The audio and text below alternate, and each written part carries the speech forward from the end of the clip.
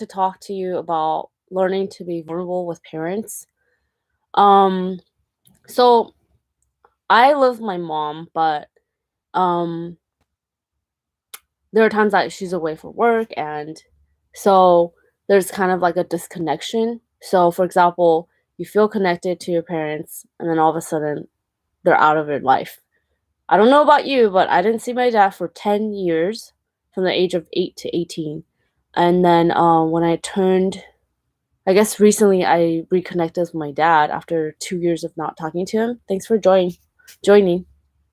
And so, with that disconnection and growing up with a emotionally immature mother, which means hi Leo, which means that I didn't really have a mother that was very supportive or emotionally supportive or embracing.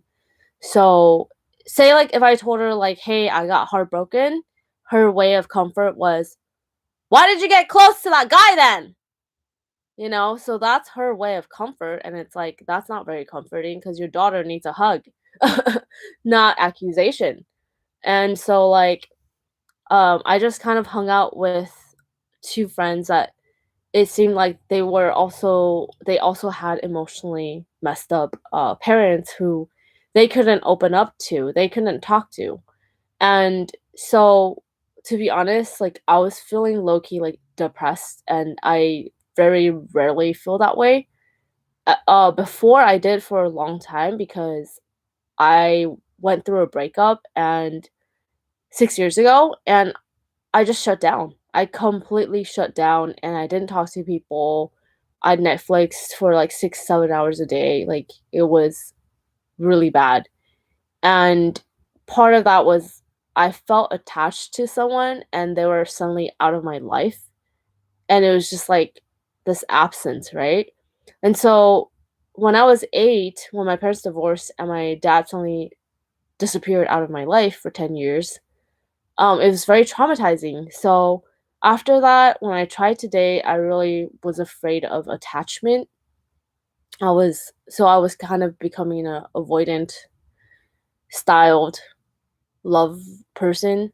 So I would avoid attachment, and I was scared of getting close to people. I didn't want to be vulnerable. I didn't want to get attached. And so meeting up with these 2 friends kind of showed me like, wow, their parents are very similar. But what happens is when you feel emotionally abused, um, or detached, you don't let love in and you kind of live in this fantasy world where like it's safer to be with imaginary friends or just to watch Netflix or just to watch TV, and you don't get attached to people because you're scared that like you're gonna be alone or abandoned after. And so anyway, so I was feeling a little bit down honestly, and I cried a little bit. I like let tears out my heart. And like recently, part of meeting people and dating has been confronting these feelings of abandonment and attachment. So I had a dream about my dad and I saw him at a sauna, and it's this feeling of like, oh my gosh, like I feel so good being around someone, but then the next minute like, oh, I don't see this working out, so like I'm not going to talk to you anymore. It's this harsh rejection, right? um And so, like, a lot of us experience that, right? Where we're like, "Oh my god, it felt amazing. I felt like I was sitting on a cloud." But then the next minute of like, "Oh, I don't think this is gonna work out," and it's this fierce, fierce rejection and feelings of abandonment. How do you deal with that? So I called my mom and I was like, "Okay, be brave. Like, I know she's busy, but like, let's try to talk to her about how I feel." "Hey, mom, I want to talk about how I feel." "Oh, I'm really busy." "Okay, well, I had a dream about you and dad and blah, blah, blah." She's like, "You're living in the past." And I start raising my voice. I just want to talk about how I feel and be able to be vulnerable with you. But like right when I said that, I felt my heart like cry. So basically, I immediately burst out in tears, and that's what I needed. But it is really difficult. I wish that every person has an upbringing where they're able to be emotionally vulnerable, but that's not the case. So what happens for me is in ministry, I open up to people. In dating, I open up to people. What happens, I'm very vulnerable. But a lot of times what happens is there's rejection, or like that person doesn't want to be friends anymore. So what happens is you're open, you're vulnerable, and you feel this attachment. And all of a sudden they're like, "Oh, never mind, I don't really care about you. I don't want to talk to you." Or I'm scared to continue talking to you because I don't want to get attached. And so there's this like fear of attachment, right? And so we kind of go back and forth. And I don't know about you, but lots of people deal with this where they're like, "Okay, cool." Like, for example, friendships, right?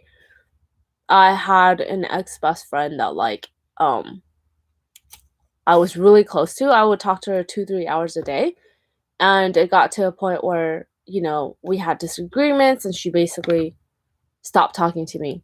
But she was the one that asked me, like, "Are we going to be friends forever?" And I'm like, "Yeah, sure. Like, let's be friends forever." Because I'm honestly the type of person that, like, I will, like, almost break to make something work because I have such perseverance. It's almost bad because I was doing anything to make a friendship work.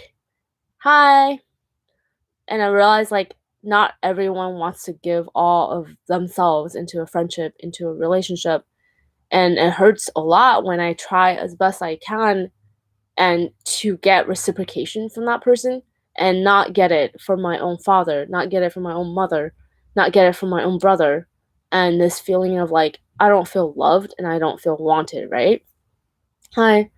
And what I realize is like, you can't stop trying because what happens a lot of times with your parents is if you stop talking to them, hi Colin, if you stop talking to your parents about how you feel, then you usually stop talking to your friends. You usually, hi Dylan, you usually talk to, um, you stop talking to your significant other about how you feel because you feel shut down, you feel unheard, you don't feel like your feelings actually matter. And what I realized is like you have to keep talking about how you feel continuously, even though you may face rejection, you may face judgment. Hey, you may face failure, you may face rejection, but at the end of the day, like there are people that care about you. And for some reason, when I was like laying there, like feeling depressed, like this lie of like nobody cares about me like came into my mind, and I was like, what the heck? And I knew that was not God and that was not me, and like it was the devil like lying to me. But because I had faced some rejection recently, I felt rejected and unwanted. And then add that to the fact that, I call my dad continuously with no reply. So I'm like, should I just stop trying? Or should I ignore the fact that I want to talk to my own father? It's like it's it's almost like draining on the heart. So like you get fed by your connections and your friendships, but what if you trusted your friends and they betrayed you? You opened up to someone and they're like, I don't see a future with you.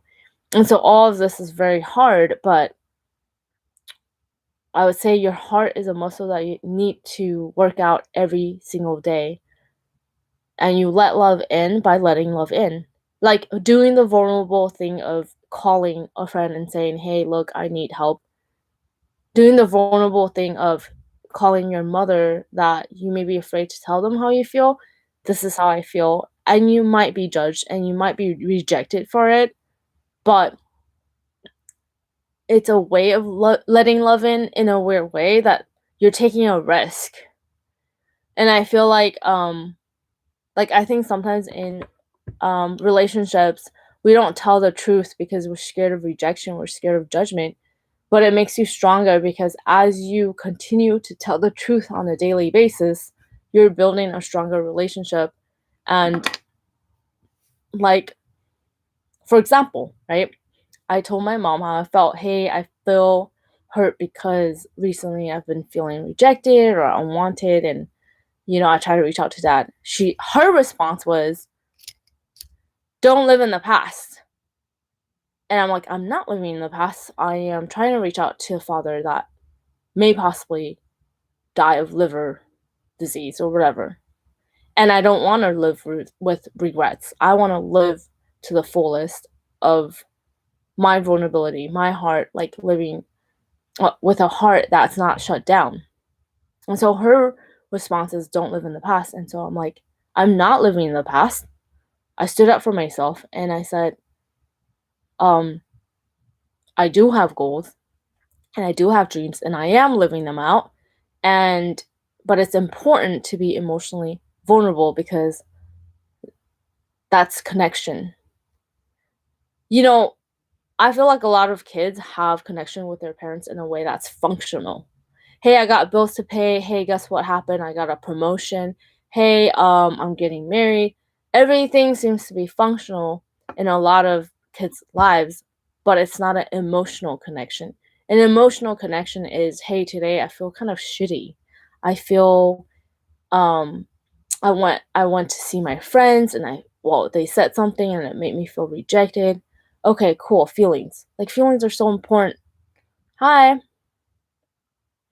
And we don't realize like how important it is to be emotionally vulnerable with the people in our lives and to continue that conversation instead of ending it and instead of shutting down and being like in isolation.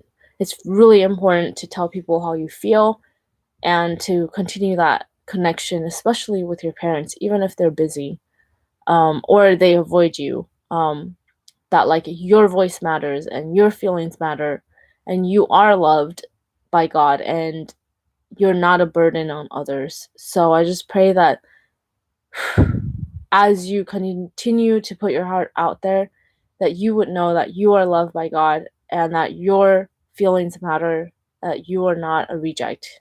In Jesus' name, amen. You're a gift to this world. God bless you. Bye.